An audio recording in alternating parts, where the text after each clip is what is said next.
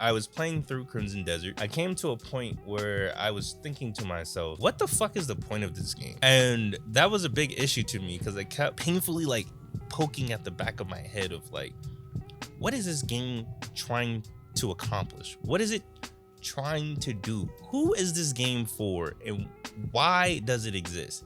And I was just saying, like, what is this game's mission statement? It got me thinking more in general about that topic because it's like, okay, if I can't figure out this game's mission statement or like what exactly it's trying to do, let me find another game's mission statement. And one I went over to was Dragon's Dogma 2, because a lot of the discourse surrounding this game was always, this is what Dragon's Dogma 2 should have been. Sets.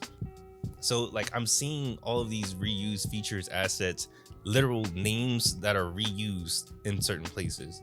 Systems like the knowledge system being reused, and it's like, okay, so this is just Black Desert but offline. What exactly is making this game different from playing Black Desert other than the fact that it's single player?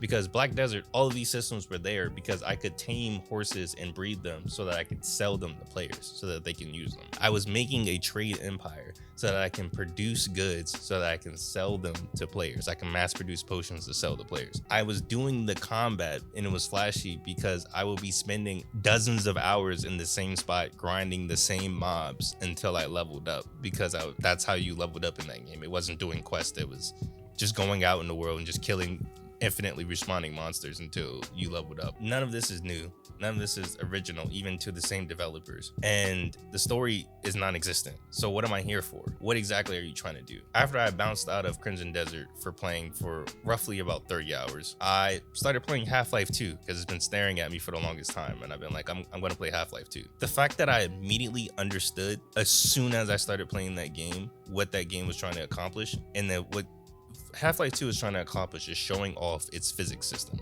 There's a lot of physics-based puzzles. Like very early on, there's like a guy who throws a can on the floor and he's like, pick up that trash can, and pick it up, throw it in the trash can. Or there's like a, what are those things? Like a not a pulley, but like a lever, whatever I'm calling them. It's a seesaw, and you have to grab bricks around you and put them on the other side of a seesaw so that you can run on the other side and jump over it. There's a lot of like breaking boxes and moving a box over here so that you can jump through a window, or crawl under here and using water physics so that you can move through places and stuff like that.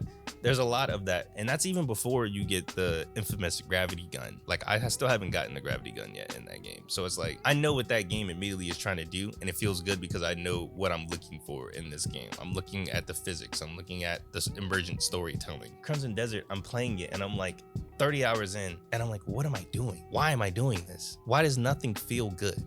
And I came up with this analogy. You know, this game is like if you were cooking and added every spice into the cabinet, into the pot. It's not gonna magically make a super delicious meal. You're just gonna get a salty piece of shit. And that's how I feel Crimson Desert is. You hurt my soul.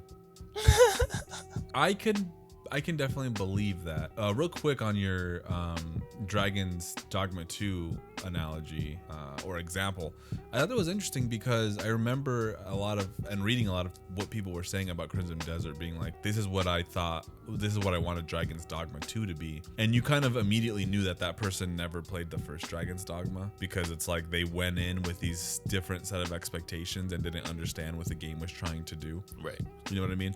So yeah, it is kind of funny that people were like, they wanted Crimson Desert to be Dragon's Dogma 2, but I'm like, Dragon's Dogma has a whole different identity. Like there's if you don't understand, and again, it's sort of highbrow to think about games with their mission statement. Like it is a very intellectual way to look at like what it is it's trying to do and how it meets player expectation, and if that vision and execution of the vision actually is felt for the player. But when you're making a game, you have to choose like, what is this open world servicing? You know, for Dragon's Dogma, like you were saying, the pawn system, the vocation system, all that has to sort of blend together so that it's purposeful and that those two kind of mesh together. The fact that there's no horses in Dragon's Dogma, the fact that you have to walk everywhere is intentional. Like there's no a fast philosophy, travel, and it's intentional. Like that every time you fast travel, it gets attacked by a monster. because they want you to fight. They want you to use the pawns. There is it's a specific feel and flow to that game with its mission structure and all the mechanics that they've designed. It's intentional. So people that were playing that jumped into Dragon Dogmas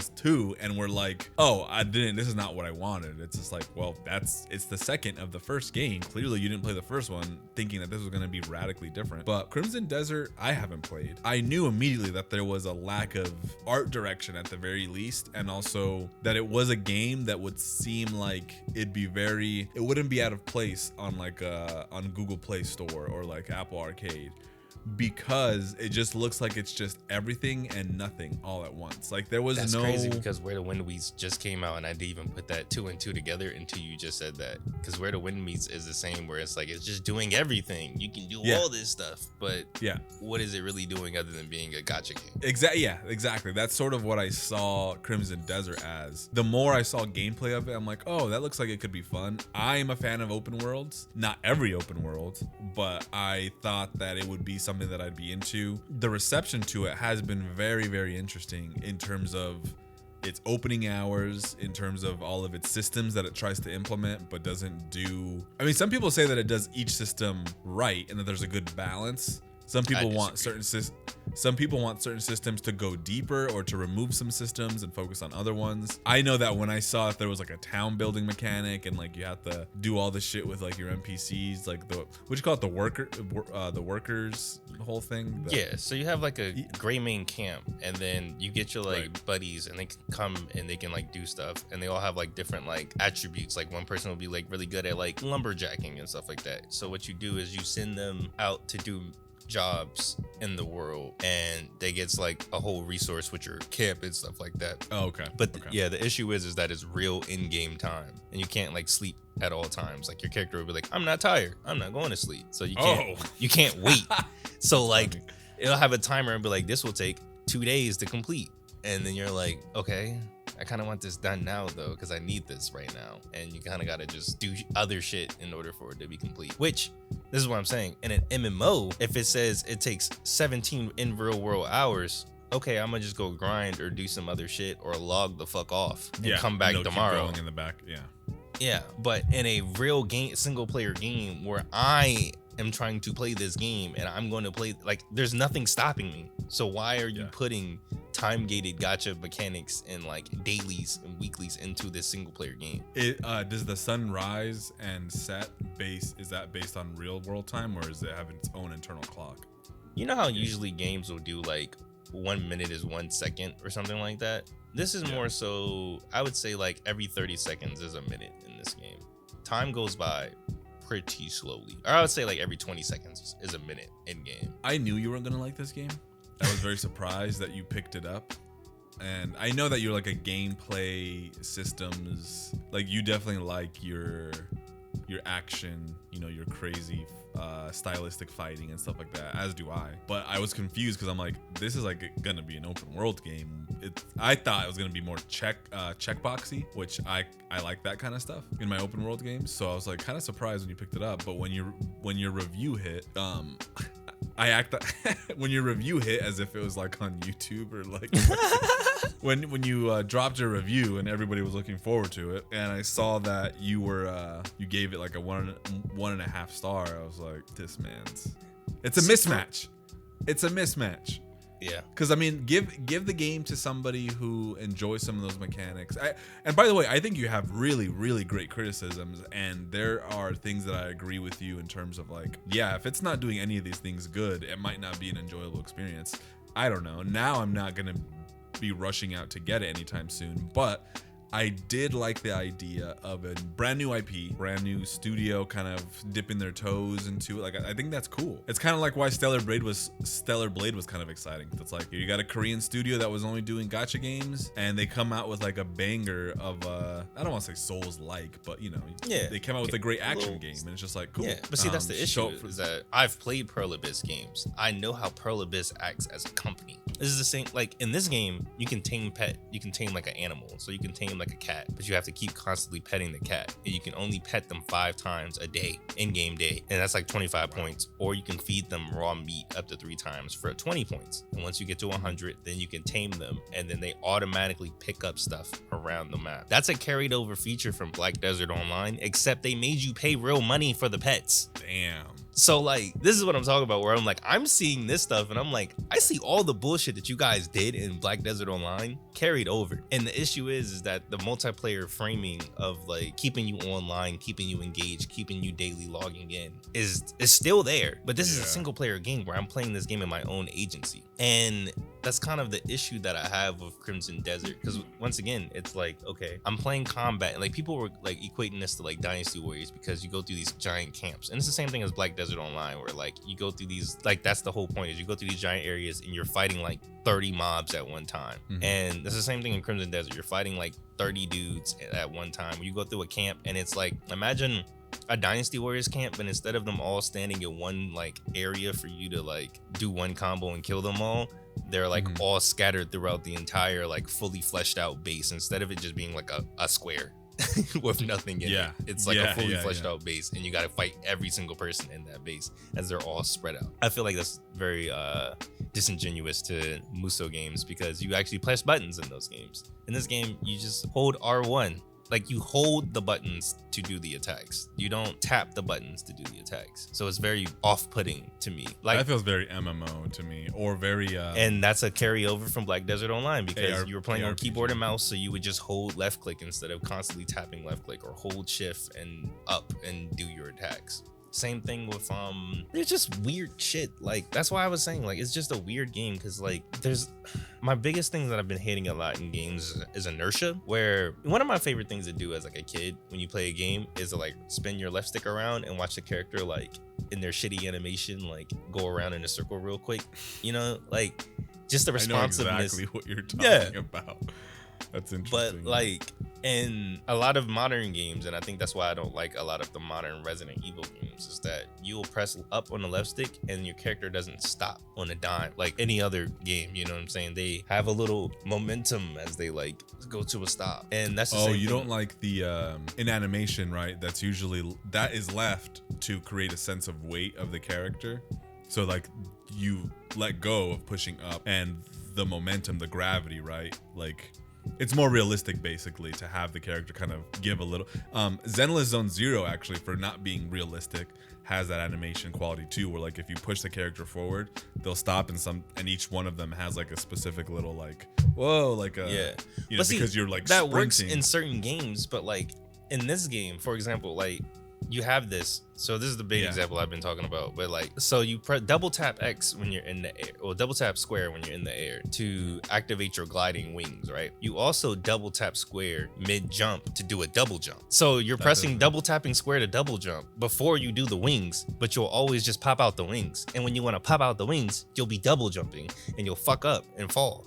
And same thing with the inertia, where you're trying to climb something and then you'll be climbing, and then as you get to the top, you'll be holding the thing and then the guy will fall back off. Or they have this ugly feature where you have to hold L1 for most things to like pull up like your character, like aim your character's head, and you'll aim at, for example, like this whiteboard, and you'll be like, okay, hold L1. And the inertia of moving your head, he's still moving. So you're like, okay, I'm pressing square to grab the whiteboard. And instead of grabbing the whiteboard, because of the inertia and momentum of you moving, it moves the prompt now from open this drawer to open this other drawer, or like steal this object or something like that. And it just completely fucks you over, because it's like the responsiveness of me being like, I'm aiming at that thing, I want to grab that thing, doesn't work because the character's still moving. And it's changing the prompt actively as I move. This is so funny that you mentioned this, because this is something I realized, because Elise has been playing a couple of games recently.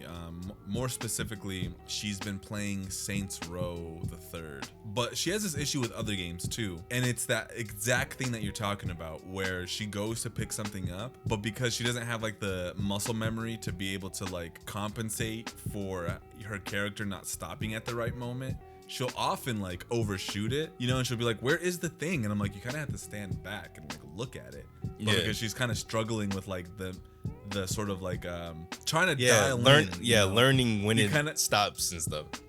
Yeah, so that is so funny that you're mentioning that, because I noticed that with her and I was thinking, I'm like, yeah, that is kind of a muscle memory for me, where I know if I'm playing Red Dead Redemption 2 or something, the characters are a lot heavier and move with weight. And so when I'm approaching something, I know to stop sooner, because that inertia will carry them forward a little bit. Or when I'm like it is kind of fascinating that whole idea. But I think what you're talking about too, when you're aiming, that shouldn't account for the weight of the character, because when you're aiming, it's like you think in a video game, like that's when it's your eyes are doing the but thing, because not you're the moving body. the body is adjusting. So like if you're aiming like weird. this, the body will go like or move like this to like compensate for the head movement. So the body is moving, and it's all like independent of the arm and everything like that. But also, thank you for mentioning Red Dead Redemption 2, because speaking of that, you have to, it's like Red Dead Redemption 2 where you have, or like a GTA game where you have to tap X to sprint. I hate that. And I think you just put a nail in the coffin of exactly how it feels. It feels on a moment to moment like you're playing Red Dead Redemption 2 until you get into combat. And then magically the game switches to like Black Desert Online combat, and your character moves freely. Like he has a perfect dodge. He can like swiftly dodge through things. He can grab people real quick. And it's that jarring sense of motion where it's like combat feels great. I ain't even gonna cap about the combat. The combat feels great no matter my grievances with like, because I'm always been a proponent of action games should have motion inputs, and they should have like confidence in the player of being able to actually pull off combos and be stylish. Like if you want to be stylish, you have to be able to put in the effort to be stylish. That's the whole point of fighting games and action games. Whereas you could just press square. Like how many people have beaten God of War by just doing the fucking spinning triangle attack? Everybody, you know what I mean? Like everybody's done that. But you could get more stylish if you want to. You can try different weapons. That's the weird part of Crimson Desert, is that amalgamation of it wants to feel like a Rockstar game with the inertia and the weight, how you're, because like you said, like even like Mafia 3 and stuff like that, where it's like you can tell like, okay, I'm gonna walk to my objective, I'm going to there's a certain like realism that you have to take with the motion of your character, whereas this game is realistic in the motion of your character and everything else except for when you're doing your crazy combat abilities or trying to fly and glide and stuff like that. And it's so jarring each time because it still has that feel of a Red Dead Redemption game when you're flying and all that shit, like trying to like maneuver your flight path or gliding. It's so weird. But then on you that get into topic, combat. how would you compare that to like Final Fantasy 16? Because Final Fantasy 16 also has that same realistic movement, but the combat also is very like I think Final Fantasy 16 has a better feel of what it was trying to do with that combat system, because like you said, it does get very floaty towards the end once you start unlocking a couple more crazy ass abilities. Moves. But this game, it starts out immediately you're like slashing people, doing big quarter circles and stuff. I don't know, it's a game feel thing. And Crimson Desert, once again, is probably gonna be one of those games like Cyberpunk, one of those other games where you come back like 2 to 3 years later after all those patches and the expansion DLC or whatever, and you go, damn, that was a great ass game. I don't know why everybody was mad at release about this game, bro. This game was great. Because for example, there wasn't even a storage box until a day after the game came out. I heard about the storage box like debacle, and I was like, that's an interesting choice. Another funny part about this is that I spent Monday, I woke up like 6 a.m. as I usually do, and I just started playing the game. My wife went to work, got off work, and I was still playing the game. I like literally did not leave the couch. I was sitting there like the nigga on the nerd cover and would not get off the fucking game, bro. Didn't stop playing that thing until she had to forcibly tell me get off the game at like 12:30 at night. She was like, you need to get off. What have you done in this game? Like, and I was like, that? Yeah, she was like, what have you done in this game? Like, why is this game like, you were just talking shit about this game, but like, why is this game like taking over your life today? Like, what have you done? And I was like, I don't even know. And that kind of fucked me over because I was thinking about it and I was like, damn, I just spent an entire day, barely ate, barely moved from my spot. And I can't tell you a single memorable thing that happened. even though I got mostly through the story, I got to like the halfway mark around, I think it's like 16 chapters. I got to chapter 8. I like explored the whole separate continent, like the main part that's like the desert part where like the Rocky Mountain area. I like explored most of that spot. I found witches. I fought a couple bosses. I saw a dragon. I saw the train that's in the fucking thingy bobs. Like now saying it, I can mention all the stuff that I saw, but at the time I was like, kind of just, I don't know, just kind of just walked around, I guess, and fought some people. Kind of just did some shit. Like, it's nothing memorable because the story in the world isn't memorable. I believe an open world that doesn't have an engaging or memorable open world doesn't deserve an open world. Breath of the Wild, with all of its emptiness, still feels engaging as an open world to explore. And that's only because of all of the shrines. You know what I mean? The shrines, the bosses, just the emergency of like climbing and resource gathering, getting new weapons because your weapons are breaking, finding new areas because you're just trying to figure out like, how do I need to get stronger to fight Ganon? Because you start out and it's just like, go. You can fight him right now if you want. And it's like, I'm not prepared for that. Having this whole world be in service of you as Link getting stronger and strong enough to fight Ganon in the end is such an interesting mechanic to myself, because I didn't even finish most of Breath of the Wild. I finished 2 dungeons and then I fought Ganon and I beat the game. And I didn't even have the Master Sword, didn't have the Master Shield, didn't have none of that shit. Didn't even find them.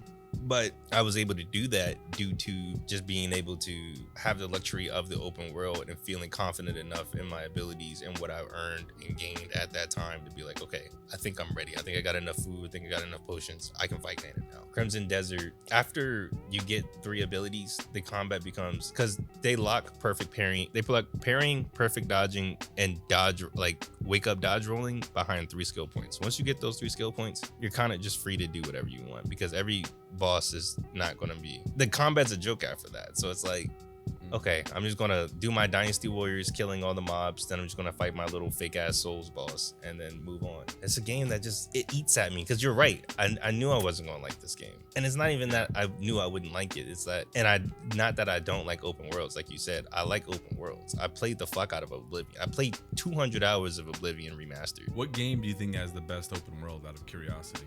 Oblivion, full stop. The way that quest worked in that game, just seeing people, the way that you can like talk to NPCs, it's very eye inspiring for me, especially as a form, like I played it when I was like 12 years old, I think, and that just changed the way that I looked at games, especially because back then I was like a role player, and I still do that. And I play Oblivion, I make a character, like I'm going to be an orc with a giant axe, or like this latest playthrough, I was a Khajiit thief, and I was sneaking around and stealing stuff and being with the Thieves Guild. Or I can make an assassin, I can make a champion, I can follow the story. Well, there's still quests even in this latest playthrough of Remastered that I didn't know existed in the game, because there's that much stuff to do in the game. And talking to certain people can die without you even realizing, so you don't even get to see their quest or know that they were a character. It feels real. And it made me fall in love with Elder Scrolls lore, because you learn so much about the world based on the curiosity that they brought to you. Because of, you're in jail, you come out of jail, and all this shit's happening, and you're just thrusted into this world, and you're like, okay, what is happening? You can go join the Mages Guild, you can join the Fighters Guild, you kill somebody, you can actually join the Dark Brotherhood, you can just explore caves and be scared out of your mind when you run into the horrors beyond half of those caves in that game. Like, there's so much to that game. No matter how many playthroughs I've done in that game, I'm still finding stuff 15 years later that I didn't know existed in that game, or new mechanics even that I didn't know existed in that game. And that's what I always will think of as the pinnacle of open world design. Because if you think about it, Oblivion is the reason a lot of niggas still be playing Skyrim to this day, bro. Skyrim's the same way, where it's like, you can play it forever. There's so much in that game. A lot of open world games want you to complete everything. They want you to do everything. Whereas those games you don't have to do everything. They don't even expect you to do everything. And doing everything is the wrong intention of that game. And a lot of open world games are like, I want you to clear the entire map 100% at all. And it's like, that's not, I believe, an open world game should be, except for Infamous or Spider-Man.